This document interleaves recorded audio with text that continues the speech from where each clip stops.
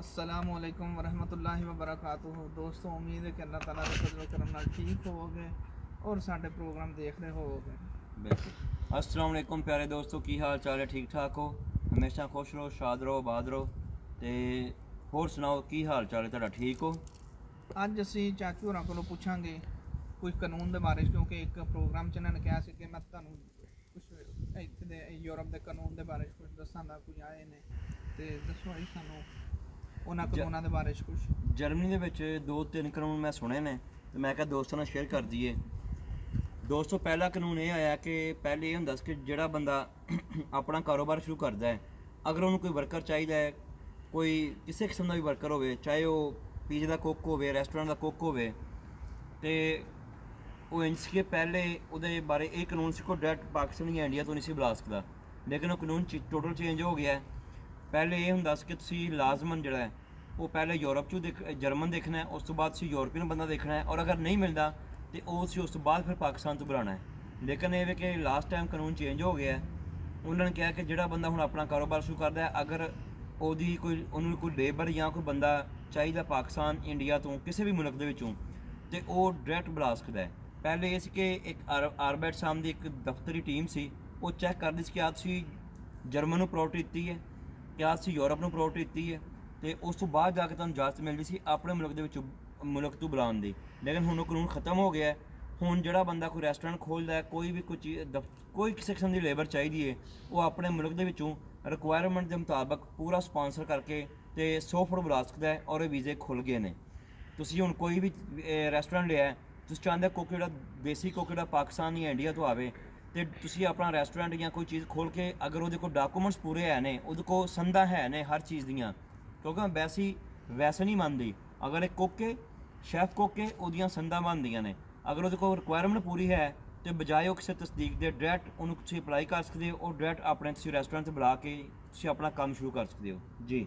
ਤੇ ਉਹਦੀ ਸਾਨੂੰ ਦੱਸੋ ਕਿ ਰਿਕੁਆਇਰਮੈਂਟ ਕੀ ਹੈ, ਯਾਨੀ ਕੋਈ ਪੜ੍ਹਾਈ ਹੈ, ਕੋਈ ਪੜ੍ਹਾਈ ਦੀ ਬੇਸ ਤੇ, ਜਾਂ ਕੀ ਉਹ ਨਹੀਂ ਰਿਕੁਆਇਰਮੈਂਟ ਉਹਦੇ ਵਿੱਚ ਤੈਯਬ ਸਾਹਿਬ ਰਿਕੁਆਇਰਮੈਂਟ ਕੋਈ ਨਹੀਂ। ਉਹਦੀ ਰਿਕੁਆਇਰਮੈਂਟ ਇਹ ਵੀ ਕਿ ਜਿਹੜਾ ਤੁਸੀਂ ਮੁਤਲਕਾ ਬੰਦਾ ਬਣਾਉਣਾ ਹੈ, ਉਹਦੇ ਕੋਲ ਡਿਪਲੋਮਾ ਹੋਵੇ, ਡਿਪਲੋਮਾ ਲਾਜ਼ਮੀ ਹੈ, ਪਾਸਪੋਰਟ ਹੋਵੇ, ਤੇ ਉਹਦਾ ਆਈਡੀ ਕਾਰਡ ਹੋਵੇ, ਤੇ ਜਿਹਨੇ ਬੁਲਵਾਉਣਾ ਹੈ ਸਾਰੇ ਡਾਕੂਮੈਂਟਸ ਉਹਦੇ ਲੱਗਣੇ ਨੇ। ਉਹਦੇ ਕੋਲ ਆਪਣੀ ਗਵਰਬੇ ਹੋਵੇ, ਕੰਮ ਦੀ ਇਜਾਜ਼ਤਨਾਮਾ ਹੋਵੇ, ਉਹਦੇ ਕੋਲ ਉਹਨੇ ਬੈਂਕ ਸਟੇਟਮੈਂਟ ਸ਼ੋਅ ਕਰਨੀ ਹੈ, ਉਹਨੇ ਆਪਣਾ ਕਾਰੋਬਾਰ ਸ਼ੋਅ ਕਰਨਾ ਹੈ, ਤੇ ਫਿਰ ਉਸ ਤੋਂ ਬਾਅਦ ਉਹ ਉਹਨੂੰ ਸਪਾਂਸਰ ਕਰੇਗਾ ਔਰ ਡਾਇਰੈਕਟ ਬੁਲਵਾ ਸਕਦਾ ਹੈ। ਯਾਨੀ ਕਿ ਤੁਹਾਡੇ ਕਹਿਣ ਦਾ ਮਕਸਦ ਹੈ ਕਿ ਰਿਕੁਆਇਰਮੈਂਟ ਕੋਈ ਨਹੀਂ, ਸਿਰਫ ਉੱਥੇ ਡਿਪਲੋਮਾ ਹੋਣਾ ਚਾਹੀਦਾ ਉਹਦਾ। ਉਹ ਪਾਕਿਸਤਾਨ ਤੋਂ ਸਿਰਫ ਉਹਦਾ ਡਿਪਲੋਮਾ ਹੋਣਾ ਲਾਜ਼ਮੀ, ਉਸ ਤੋਂ ਇਲਾਵਾ ਕੋਈ ਰਿਕੁਆਇਰਮੈਂਟ ਨਹੀਂ ਹੈ। ਔਰ ਕੋਈ ਬੈਂਕ ਸਟੇਟਮੈਂਟ ਔਰ ਕੁਝ ਜਾਂ ਨਹੀਂ, ਪਾਕਿਸਤਾਨ ਦਾ ਕੁਝ ਨਹੀਂ ਲੱਗਣਾ। ਜਿਹੜਾ ਜਰਮਨੀ ਤੋਂ ਉਹਨੂੰ ਸਪਾਂਸਰ ਕਰਕੇ ਬੁਲਾ ਰਿਹਾ ਆਪਣੇ ਕਾਰੋਬਾਰ ਲਈ, ਸਾਰੇ ਡਾਕੂਮੈਂਟਸ ਇਹਦੇ ਲੱਗਣੇ ਨੇ ਔਰ ਜਰਮਨੀ 'ਚ ਲੱਗਣੇ ਨੇ। ਜਰਮਨ ਐਮਬੈਸੀ, ਜਰਮਨ ਜਿਹੜਾ ਦਫ਼ਤਰ ਇੱਥੇ ਆਸਟ੍ਰੇਲੀਆ ਵੀ ਹੋਵੇ, ਉਹ ਡਾਇਰੈਕਟ ਪਾਕਿਸਤਾਨ ਭੇਜੇਗਾ ਔਰ ਪਾਕਿਸਤਾਨ ਤੋਂ ਡਾਇਰੈਕਟ ਉਹ ਆਏਗਾ। ਉਹਦੇ ਕੋਲ ਸਿਰਫ ਆਈਡੀ ਕਾਰਡ, ਪਾਸਪੋਰਟ ਤੇ ਆਪਣਾ ਡਿਪਲੋਮੇ ਦੇ ਪੇਪਰ ਹੋਣੇ ਚਾਹੀਦੇ ਨੇ। ਪੜ੍ਹਾਈ ਜ਼ਰੂਰੀ ਨਹੀਂ ਹੈ, ਤੇ ਉਹ ਆ ਸਕਦਾ ਹੈ ਕਿਸੇ ਵੀ ਸ਼ੋਬੇ ਵਾਸਤੇ, ਯਾਨੀ ਕਿ ਕੋਈ ਵੀ ਸ਼ੋਬਾ ਹੋਏ। ਅਦਰ ਕਿਸੇ ਨੇ ਬਾਉਂਸ ਯਾਨੀ ਕਿ ਕੰਸਟਰਕਸ਼ਨ ਦਾ ਕੰਮ ਬਿਲਕੁਲ, ਕਰਦਾ ਉਹਦੇ ਕੋਲ ਸੰਦਾ ਹੋਣ ਬਸ ਆਪਣੀਆਂ ਕਿ ਮੈਂ ਇਹ ਕੰਮ ਸਿੱਖਿਆ ਹੈ, ਸਿੱਖਿਆ ਉੱਥੇ, ਯਾਨੀ ਕਿ ਕੋਈ ਵੀ ਕੰਮ ਵੀ ਹੈ। ਬਿਲਕੁਲ ਸਿੱਖਿਆ ਹੋਵੇ ਤੇ ਉਹ ਆਪਣੇ ਡਾਕੂਮੈਂਟਸ ਲਾ ਕੇ ਆ ਸਕਦਾ ਹੈ। ਅੱਛੀ ਇਨਫੋਰਮੇਸ਼ਨ ਦਿੱਤੀ ਹੈ ਤੁਸੀਂ ਜੀ। ਠੀਕ ਹੈ, ਦੋਸਤਾਂ ਨੂੰ ਵੀ ਇਸ ਚੀਜ਼ ਦਾ ਬਿਲਕੁਲ। ਔਰ ਦੋਸਤਾਂ ਨੂੰ ਦੱਸਾਂਗਾ ਮੈਂ, ਦੂਸਰਾ ਕਾਨੂੰਨ ਇਹ ਚੇਂਜ ਹੋਇਆ ਹੈ ਕਿ ਪਹਿਲੇ ਜਿਹੜੇ ਦੋਸਤ ਸਟੱਡੀ ਬੇਸ ਤੇ ਆਉਂਦੇ ਸਨ ਤੇ ਉਹ ਕੰਮ ਨਹੀਂ ਸੀ ਕਰ ਸਕਦੇ, ਸਿਰਫ ਥੋੜ੍ਹਾ ਲਿਮਿਟਡ ਕੰਮ ਕਰ ਸਕਦੇ ਸੀ। ਹੁਣ ਉਹਦੇ ਵਿੱਚ ਚੇਂਜਿੰਗ ਹੋ ਗਈ ਹੈ। ਅਗਰ ਕੋਈ ਇੰਡੀਆ, ਪਾਕਿਸਤਾਨ, ਕਿਸੇ ਵੀ ਕੰਟਰੀ ਤੋਂ ਦੋਸਤ ਆਉਂਦੇ ਨੇ ਤੇ ਉਹ ਇੰਜ ਕਰ ਸਕਦੇ ਨੇ ਕਿ ਆਪਣਾ ਪੜ੍ਹਦੇ ਆਪਣਾ ਵੀਜ਼ਾ ਅਪਲਾਈ ਕਰਨ, ਕੰਮ ਜੋਬ ਅਪਲਾਈ ਕਰਨ, ਔਰ ਅਗਰ ਉਹਨਾਂ ਨੂੰ ਜੋਬ ਮਿਲ ਜਾਂਦੀ ਹੈ ਤੇ ਉਹ ਫੁੱਲ ਟਾਈਮ ਜੋਬ ਜਿਹੜੇ ਨੇ ਉਹ ਕਰ ਸਕਦੇ ਨੇ। ਯਾਨੀ ਕਿ ਸਟੱਡੀ ਛੱਡ ਕੇ ਜੋਬ ਕਰ ਸਕਦੇ ਨੇ। ਬਿਲਕੁਲ। ਇਹ ਨਹੀਂ ਹੈ ਕਿ ਪਹਿਲੇ ਤਾਂ ਇਸ ਤਰ੍ਹਾਂ ਸੀ ਕਿ ਸਟੱਡੀ ਦੇ ਨਾਲ ਉਹਨਾਂ ਨੂੰ ਕੁਝ ਘੰਟੇ ਹੁੰਦੇ ਸੀ ਜੀ ਕੰਮ ਕਰ ਸਕਦੇ ਬਿਲਕੁਲ। ਨਹੀਂ ਤੇ ਇਹ ਸਭ ਉਹਦੇ ਵਿੱਚ ਇੱਕ ਟੋਟਲ ਫ੍ਰੀ ਹੋ ਗਿਆ। ਜਿਹੜਾ ਬੰਦਾ ਪੜ੍ਹਦੇ ਹੋਏ ਜੋਬ ਅਪਲਾਈ ਕਰੇਗਾ, ਅਗਰ ਉਹਨੂੰ ਜੋਬ ਮਿਲ ਜਾਂਦੀ ਹੈ ਫੁੱਲ ਟਾਈਮ ਜੋਬ, ਔਰ ਆਪਣਾ ਪੜ੍ਹਾਈ ਵਿੱਚ ਛੱਡ ਸਕਦਾ ਹੈ।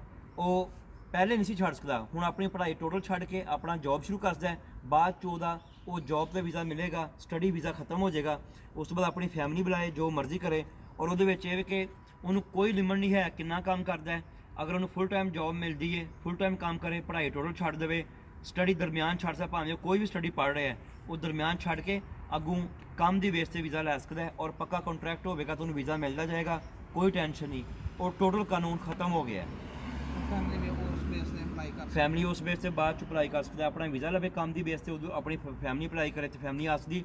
ਔਰ ਸਟੱਡੀ ਬੇਸ ਦੀ ਹੁਣ ਕੋਈ ਪਾਬੰਦੀ ਨਹੀਂ ਕਿ ਕਿੰਨੀ ਦੇਰ ਤੁਸੀਂ ਕਰਨੀ ਹੈ, ਜਦੋਂ ਤੁਹਾਨੂੰ ਫੁੱਲ ਟਾਈਮ ਜੌਬ ਮਿਲ ਜਾਈਏ ਤੁਹਾਡਾ ਐਗਰੀਮੈਂਟ ਹੋ ਜਾਵੇ, ਉਸ ਤੋਂ ਬਾਅਦ ਤੁਸੀਂ ਪੜ੍ਹਾਈ ਛੱਡ ਕੇ ਟੋਟਲ ਤੁਸੀਂ ਆਪਣਾ ਕੰਮ ਕਰ ਸਕਦੇ ਹੋ, ਇਹ ਜੌਬ ਤੇ ਜਾ ਸਕਦੇ ਹੋ। ਲੇਕਿਨ ਮੈਂ ਦੋਸਤਾਂ ਨੂੰ ਕਹਾਂਗਾ ਕਿ ਪਲੀਜ਼ ਪੜ੍ਹਨਾ ਲਾਜ਼ਮੀ, ਪੜ੍ਹਾਈ ਬਹੁਤ ਅੱਛੀ ਚੀਜ਼ ਹੈ।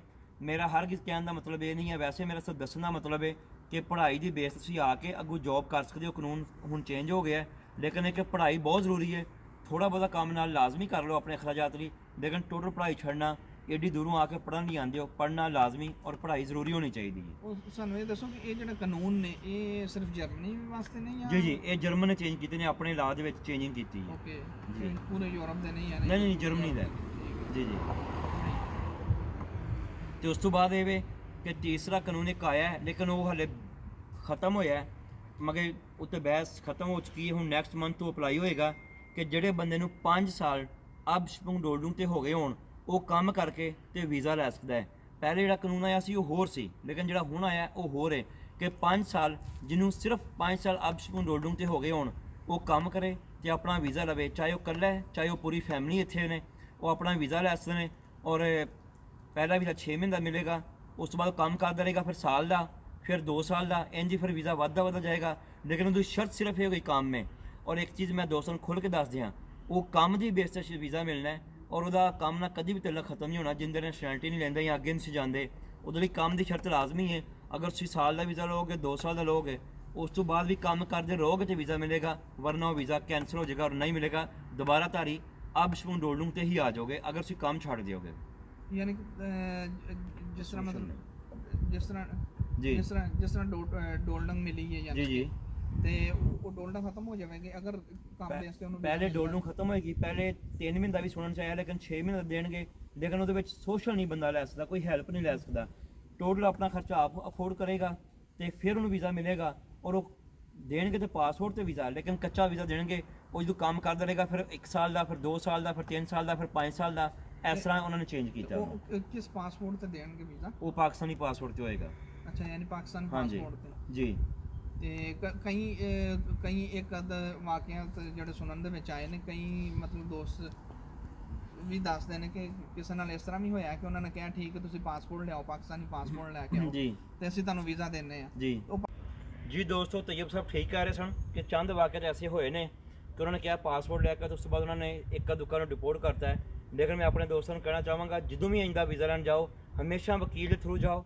ਪਹਿਲੇ ਵਕੀਲ ਕਰੋ, ਉਸ ਤੋਂ ਬਾਅਦ ਵੀਜ਼ਾ ਲੈਣ ਜਾਓ, ਤਾਂ ਕਿ ਵਕੀਲ ਸਾਰਾ ਕੁਝ ਡੀਲ ਕਰੇ। ਵਕੀਲ ਫਾਈਲ ਬਣਾਏਗਾ, ਵਕੀਲ ਅੱਗੇ ਉਹਨਾਂ ਨੂੰ ਜਮ੍ਹਾਂ ਕਰਾਏਗਾ, ਔਰ ਵਕੀਲ ਨੂੰ ਲੈਟਰ ਆਏਗਾ ਕਿ ਆਪਣੇ ਕਲਾਇੰਟ ਨੂੰ ਭੇਜੋ ਆਪਣਾ ਵੀਜ਼ਾ ਲਵੇ।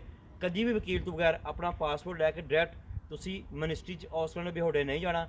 ਜਦੋਂ ਵੀ ਜਾਣਾ ਹੈ ਵਕੀਲ ਦੇ ਥਰੂ ਜਾਣਾ ਹੈ, ਔਰ ਇਨਸ਼ਾਅੱਲਾ ਤੁਹਾਨੂੰ ਵੀਜ਼ਾ ਮਿਲੇਗਾ। ਬਾਕੀ ਇਹ ਸੀ ਆਈ ਜੀ ਇਨਫੋਰਮੇਸ਼ਨ। ਤੇ ਜੀ ਤੇ ਨਹੀਂ, ਥੋੜਾ ਸਾਨੂੰ ਇਹ ਦੱਸੋ ਕਿ ਉਹ ਕੀ ਵਜ੍ਹਾ ਕੀ ਹੈ ਕਿ ਉਹਨਾਂ ਨੂੰ ਕਾਹਦੇ ਤੋਂ ਉਹਨਾਂ ਨੇ ਵਾਪਸ ਚਾੜਿਆ, ਜਾਂ ਉਹਨਾਂ ਨੂੰ ਪਹਿਲਾਂ ਉਹਨਾਂ ਨੇ ਕੁਝ ਜੀ ਜੀ ਉਹ ਇੰਜ ਹੋਇਆ ਤੈਯਬ ਸਾਹਿਬ ਕਿ ਪਹਿਲੇ ਉਹਨਾਂ ਨੇ ਉਹਨਾਂ ਲੜਕੇ ਨੂੰ ਕਿਹਾ ਕਿ ਆਪਣਾ ਪਾਸਪੋਰਟ ਲੈ ਕੇ ਆ, ਤੈਨੂੰ ਡਿਪੋਰਟ ਕਰਨਾ ਹੈ। ਉਹਨੇ ਕਿਹਾ ਜੀ ਮੇਰੇ ਕੋਲ ਪਾਸਪੋਰਟ ਨਹੀਂ ਹੈ ਤੇ ਮੈਂ ਡਿਪੋਰਟ ਤੋਂ ਬਚਣ ਲਈ ਉਹਨੇ ਪਾਸਪੋਰਟ ਨਹੀਂ ਦਿੱਤਾ। ਜਦੋਂ ਕਾਨੂੰਨ ਆਇਆ ਤੇ ਉਹ ਪਾਸਪੋਰਟ ਲੈ ਕੇ ਉਹਨਾਂ ਕੋਲ ਡਾਇਰੈਕਟ ਚਲਾ ਗਿਆ, ਉਹਨਾਂ ਨੇ ਉਹਨੂੰ ਫੜਿਆ ਤੇ ਰਿਪੋਰਟ ਕਰਤਾ। ਉਹਨਾਂ ਕਿਹਾ ਪਹਿਲੇ ਤਾਂ ਝੂਠ ਬੋਲਿਆ ਸੀ ਕਿ ਪਾਸਪੋਰਟ ਨਹੀਂ ਹੈ, ਹੁਣ ਤੇਰਾ ਪਾਸਪੋਰਟ ਕਿੱਥੋਂ ਆਇਆ? ਇਸ ਲਈ ਦੋਸਤ ਬੜੇ ਧਿਆਨ ਨਾਲ ਔਰ ਇਹਤਿਆਤ ਨਾਲ ਪਹਿਲੇ ਵਕੀਲ ਕਰੋ, ਵਕੀਲ ਨਾਲ ਮਸ਼ਵਰਾ ਕਰਕੇ ਤੇ ਫਿਰ ਅਪਲਾਈ ਕਰਨਾ ਹੈ। ਡਾਇਰੈਕਟ ਆਪ ਖੁਦ ਨਾ ਜਾਓ ਤਾਂ ਬਿਹਤਰ ਹੈ, ਵਕੀਲ ਦੇ ਥਰੂ ਜਾਓ। ਯਾਨੀ ਕਿ ਤੁਹਾਡੇ ਕਹਿਣ ਦਾ ਮਤਲਬ ਇਹ ਹੈ ਕਿ ਵਕੀਲ ਮਸਟ ਇਹਦੇ ਵਾਸਤੇ? ਨਹੀਂ ਨਹੀਂ, ਵਕੀਲ ਮਸਟ, ਇਸ ਤੋਂ ਇਲਾਵਾ ਨਾ ਜਾਣ, ਕਿਉਂਕਿ ਅਬਸਪੁੰਗ ਦੇ ਉੱਤੇ ਇੱਕ ਖਤਰਾ ਵੀ ਹੁੰਦਾ ਹੈ ਕਿ ਵਾਪਸ ਡਿਪੋਰਟ ਨਾ ਕਰ ਦੇਣ। ਇਸ ਲਈ ਬਿਹਤਰ ਜੋ ਕਰਨਾ ਵਕੀਲ ਦੇ ਥਰੂ ਕਰੋ। ਅੱਬਲ ਤਾਂ ਸਭ ਦੇ ਵਕੀਲ ਹੁੰਦੇ ਨੇ, ਲੇਕਿਨ ਬਿਹਤਰ ਹੈ ਕਿ ਨਾ ਵੀ ਹੋਵੇ ਤਾਂ ਵੀ ਵਕੀਲ ਕਰੋ। ਲੋ ਜੀ ਦੋਸਤੋ, ਜਿਸ ਤਰ੍ਹਾਂ ਕਿ ਅੱਜ ਸਾਨੂੰ ਨਵੀਂ ਤੋਂ ਨਵੀਂ ਇਨਫੋਰਮੇਸ਼ਨ ਮਿਲੀ ਹੈ, ਬਿਲਕੁਲ। ਤੇ ਬਾਕੀ ਇਹ ਹੈ ਕਿ ਬਾਕੀ ਤੁਸੀਂ ਪ੍ਰੋਗਰਾਮ ਸਾਡੇ ਦੇਖਣਾ, ਇਨਸ਼ਾਅੱਲਾ ਅਸੀਂ ਤੁਹਾਨੂੰ ਨਵੀਂ ਤੋਂ ਨਵੀਂ ਜਿਹੜੇ ਵੀ ਕੋਈ ਕਾਨੂੰਨ ਆਉਣਗੇ ਅਸੀਂ ਤੁਹਾਨੂੰ ਦੱਸਾਂਗੇ। ਔਰ ਕੋਈ ਵੀ ਸਵਾਲ ਹੋਵੇ ਤਾਂ ਤੁਸੀਂ ਸਾਡੇ ਨਾਲ ਰਾਬਤਾ ਕਰੋ ਤੇ ਅਸੀਂ ਤੁਹਾਨੂੰ ਹਰ ਸਵਾਲ ਦਾ ਤੁਹਾਨੂੰ ਜਵਾਬ ਦੇਵਾਂਗੇ। ਦੋਸਤੋ ਲਾਈਕ ਕਰੋ, ਸਬਸਕ੍ਰਾਈਬ ਕਰੋ ਔਰ ਸ਼ੇਅਰ ਕਰੋ, ਔਰ ਅੱਗੇ ਦੋਸਤਾਂ ਨਾਲ ਸ਼ੇਅਰ ਕਰੋ ਤਾਂ ਕਿ ਜ਼ਿਆਦਾ ਇਨਫੋਰਮੇਸ਼ਨ ਹੋਵੇ, ਸਾਨੂੰ ਵੀ ਫੀਡਬੈਕ ਦਿਆ ਕਰੋ। ਤੇ ਅੱਲਾ ਹਾਫਿਜ਼, ਖੁਦਾ ਹਾਫਿਜ਼।